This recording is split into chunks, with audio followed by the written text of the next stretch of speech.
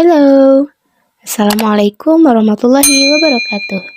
Perkenalkan, kami dari kelompok 2 kelas A 2022 Fakultas Keperawatan Universitas Riau.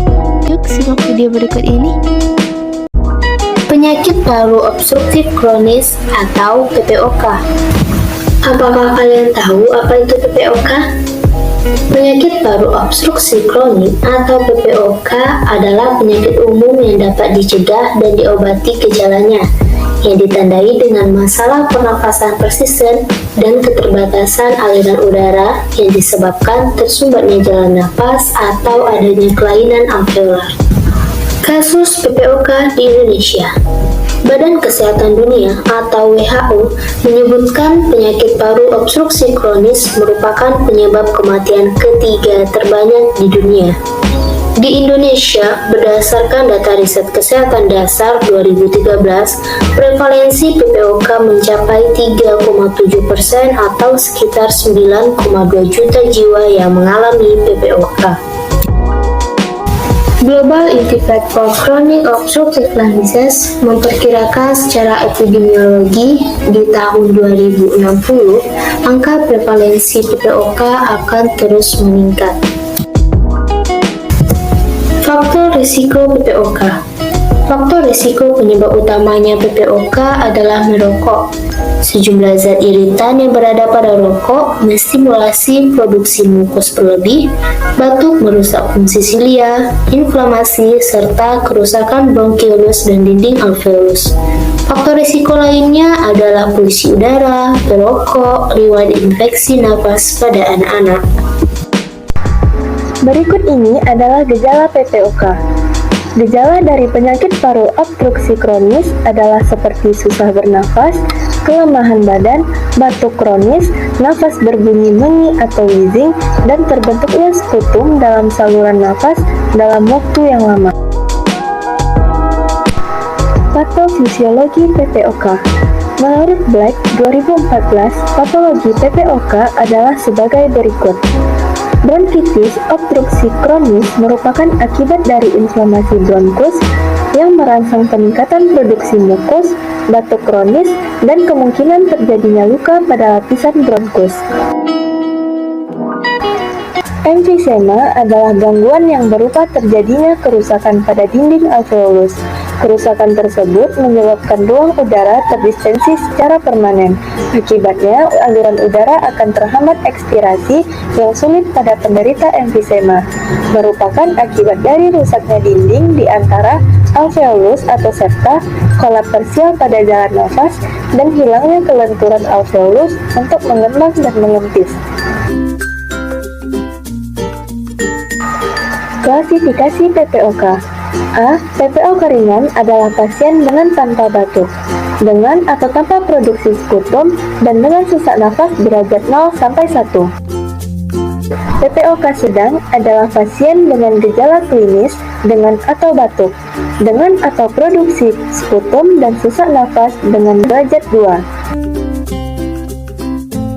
Selanjutnya, kita akan membahas mengenai komplikasi dari PPOK. Yang pertama yaitu infeksi saluran nafas. Biasanya muncul pada pasien penyakit paru obstruktif kronik atau PPOK. Hal tersebut sebagai akibat terganggunya mekanisme pertahanan normal paru dan penurunan imunitas. Oleh karena status pernafasan sudah terganggu, maka infeksi biasanya akan mengakibatkan gagal nafas akut dan harus segera mendapatkan perawatan di rumah sakit. Selanjutnya, kita akan membahas komplikasi PPOK yang kedua, yaitu dispnea. Seperti asma, bronkitis obstruktif kronis, dan emfisema dapat memburuk pada malam hari. Pasien sering mengeluh sesak nafas yang bahkan muncul saat tidur atau yang disebut dengan onset dyspnea dan mengakibatkan pasien sering terbangun dan susah tidur kembali di waktu dini hari. Selama tidur, terjadi penurunan tonus otot pernafasan sehingga menyebabkan hipoventilasi dan resistensi jalan nafas meningkat, dan akhirnya pasien akan menjadi hipoksemia. Lanjut, kita ke komplikasi PPOK yang ketiga, yaitu hipoksemia. Hipoksemia didefinisikan sebagai kondisi di mana kadar oksigen dalam darah rendah. Pada awalnya, pasien akan mengalami perubahan mood, penurunan konsentrasi, dan menjadi pelupa. Pada tahap lanjut akan timbul gejala seperti cyanosis. Selanjutnya kita akan membahas mengenai penata laksanaan PPOK. Penata laksanaan farmakologi pada pasien PPOK yang pertama yaitu antiinflamasi.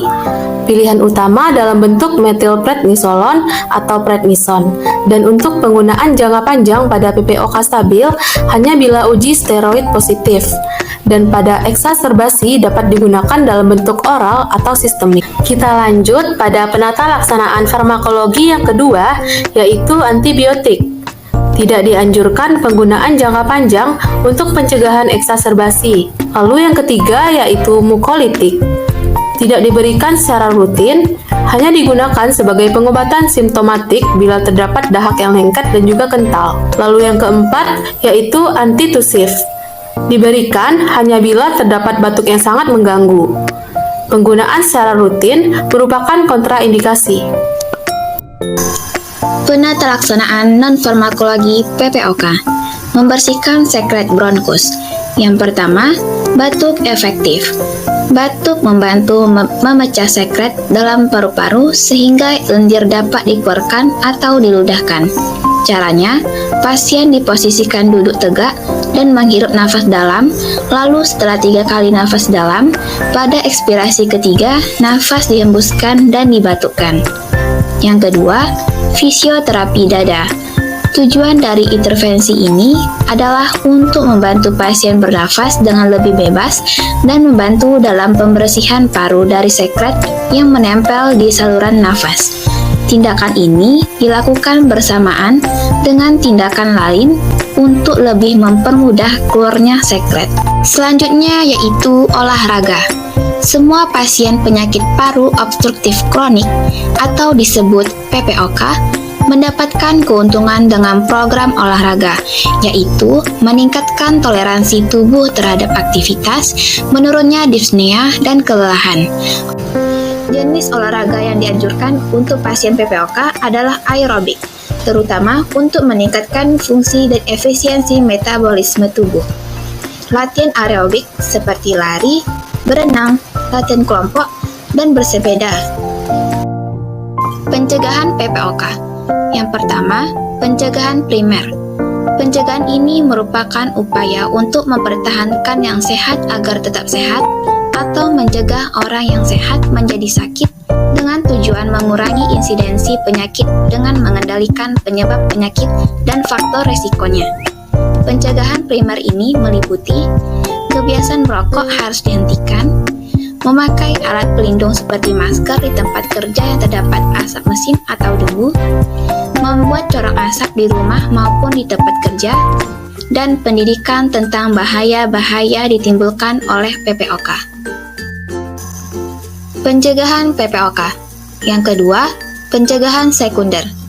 Pencegahan ini merupakan upaya untuk mencegah orang yang setelah sakit agar sembuh, menghambat progresivitas penyakit, dan menghindari komplikasi dengan tujuan untuk mengobati penderita dan mengurangi akibat yang lebih serius dari penyakit. Pencegahan sekunder ini meliputi melakukan diagnosis melalui pemberian pengobatan. Ketiga, pencegahan tersier. Pencegahan tersier ini bertujuan untuk mengurangi ketidakmampuan dan mengadakan rehabilitas.